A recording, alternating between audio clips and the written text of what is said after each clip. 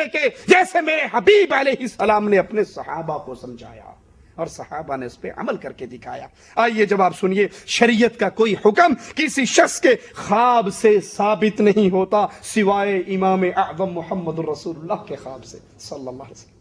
کسی کے خواب سے شریعت کی کوئی بات ثابت نہیں ہو سکتی۔ ہاں، میرے آقا امام الانبیاء کو اگر خواب بھی آتا ہے، وہ نبی کا خواب بھی وحی ہوا کرتا ہے اور شریعت ہوا کرتی، لیکن نبی کے بعد یہ اتھارٹی کسی اور کو، اور اگر یہ اتھارٹی اوروں کو ملنے لگ جائے تو خواب دیکھنے والوں کی لائن اتنی لمبی لگے گی کہ سننے والے نہیں ملیں گے۔ ہر مولوی صبح اٹھے گا، مینوں خواب آیا جی راتی یہ گل ہوئی سی۔ وہ کہتے ہیں کہ عورت کا خامند مر گیا بیچاری کا، صبح صبح مولوی صاحب کا کھانے کا پروگرام بنا، اس کے پاس پہنچ گیا، کہنا بی بی مینوں خواب آیا ہے۔ کہتی مولوی صاحب کیا خواب آیا؟ کہ خواب میں تیرے خامند سے ملاقات ہوئی، جسم سے ننگا، سر سے ننگا، پاؤں سے ننگا، سردی ٹھنڈیا سی، برا حال تھا اس کا۔ میرا تو مقتدی تھا نا، آج رات پھر خواب میں آئے گا، اس کا سوٹ، اس کی پگڑی، اس کی جوتی، او مینوں دے دی، میں اگے دے دیاں گا۔ بی بی نے جوتی اتاری، اس مولوی کے سر میں چار ماری۔ کہتا مولوی صاحب کہتا بی بی تو کی کیتا، تجھے کیا ہوا، کیا کیا؟ کہتے مولوی صاحب میرا خامد راتی میرے خواب چ بھی آیا سی تے مینوں دس گیا سی بھی مولوی نے آ کے تینوں یہ ڈرامہ کرنا ہے، چار جوتے ماری۔ اگر یہ خواب دلیل ہو تو کھانے کے ڈھنڈورا پیٹنے والوں نے ایسی لمبی لمبی کہانی خواب کے نام پہ کھڑ لینی کہ مرید کھلا کھلا کے سارا سامان ختم کر دیں، مولویوں کا پیٹ نہیں تو دیکھ لو۔ طاہر القادری صاحب کا خواب نہیں سنا آپ نے؟ طاہر القادری صاحب کہتے ہیں مجھے خواب آیا، میں کراچی میں تھا اور اللہ کے نبی صلی اللہ علیہ وسلم تشریف لائے، بڑی دنیا نبی کے استقبال کے لیے آئی، لیکن اللہ کے نبی اپنے حجرے سے باہر تشریف نہیں لائے۔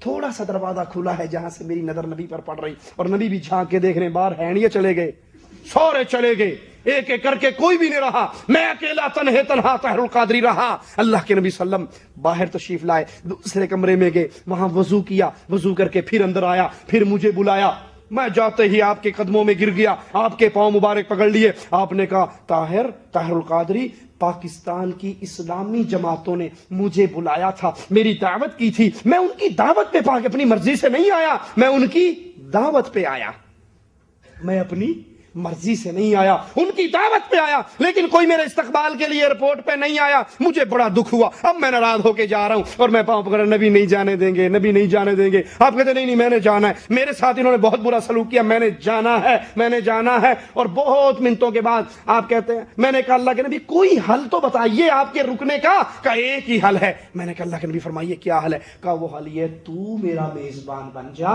اور پھر میں تیرا مہمان بن جاؤں گا، میرا ہوٹل، میری روٹی، مدینے کا بائی ایئر ٹکٹ ہے، اور جہاں جہاں پھروں گا وہ سارے خرچے تیرے ذمے، اگر تو قبول کرتا ہے تو میں تیرا مہمان بننے کے لیے تیار ہو جاتا۔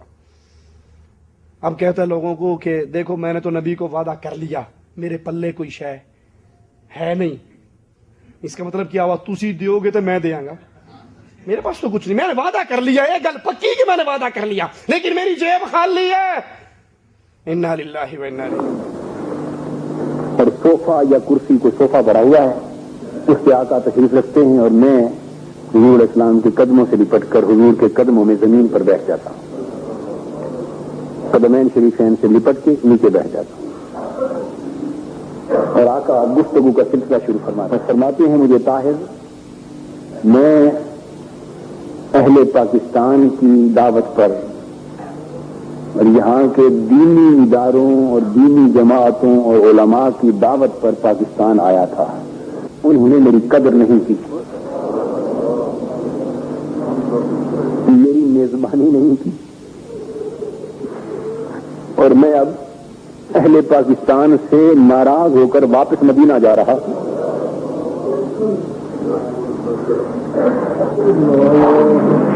ان دینی اداروں سے، دینی جماعتوں سے، ان علماء سے، اہل پاکستان سے ناراض ہو کر دکھی ہو۔ آپ نے فرمایا انہوں نے مجھے بڑا دکھ دیا ہے، انہوں نے مجھے بڑا دکھ دیا ہے، دعوت سے بلایا ہے، میری میزبانی نہیں کی، یہاں تک فرمایا کہ میری تفصیلات بیان فرمائی۔ بڑی قدر نہیں کی. ہاتھ جوڑتا ہوں، عرض کرتا ہوں آقا خدا کے لیے فیصلہ بدل لیجیے اور پاکستان چھوڑ کے نہ جائیے. آقا فرماتے ہیں نہیں، تمہیں معلوم نہیں طاہر، انہوں نے مجھے بڑا دکھ دیا ہے.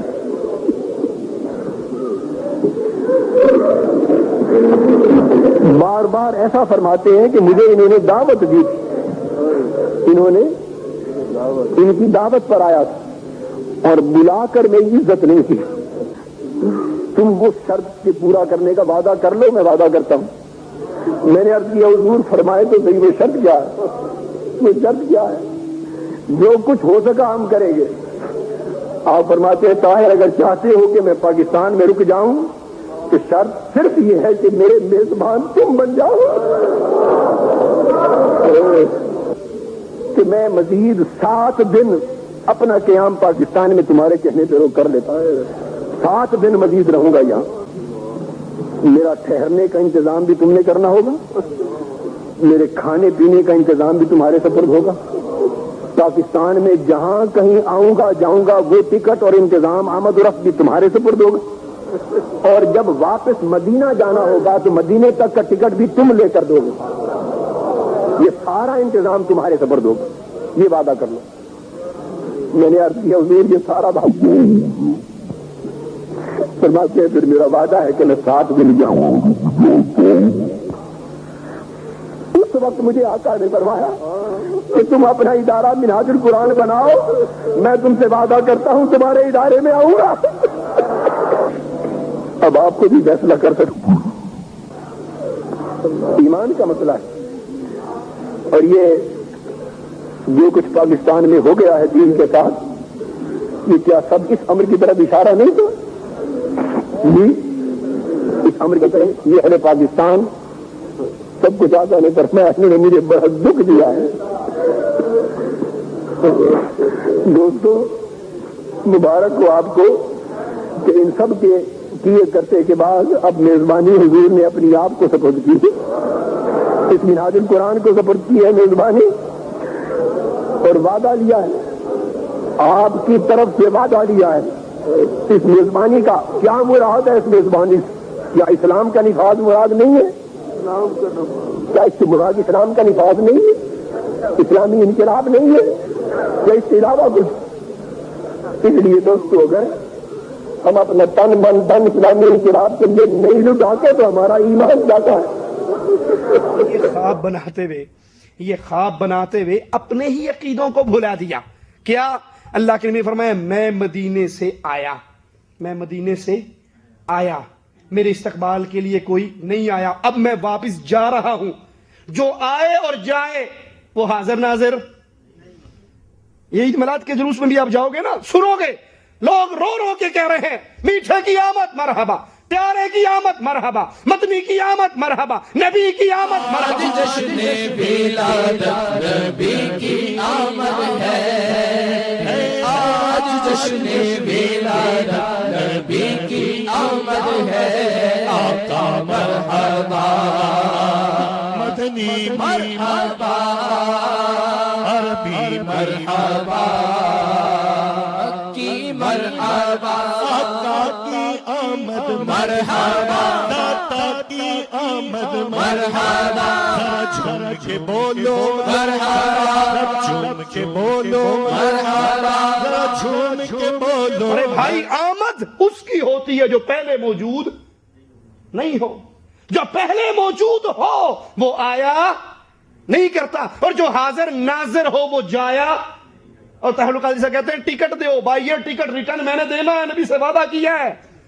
جو آئے وہ جایا نہیں کرتا، جو جائے وہ حاضر ناظر نہیں ہوا کرتا. اللہ کے لیے اپنے عقیدوں پہ، یہ تمہارا عقیدہ ہے، شریعت سے ثابت نہیں لیکن تمہارا عقیدہ ہے. اپنے عقیدوں پہ غور کرو. جب تم کہتے ہو سنا ہے ہر عاشق کے گھر تشریف لاتے ہو، ہمارے گھر میں بھی ہو جائے چراغا یا رسول اللہ، نیچے سارے کھڑے ہوئے پکارتے ہیں یا رسول اللہ. ارے بھائی آپ کہتے ہیں آپ آؤ ہمارے گھر میں چراغا ہو جائیں. جو نبی آئے وہ پہلے موجود کبھی کچھ پیش کرتے، کبھی کہتے ہیں دم بدم پڑھو درود حضور بھی ہیں، کبھی کہتے ہیں آنا ہے کہ بیٹا نہیں آنا ہونا کوئی نہیں، یہ تھے پہلے دیے تھے نا، پہلے دیے تھے۔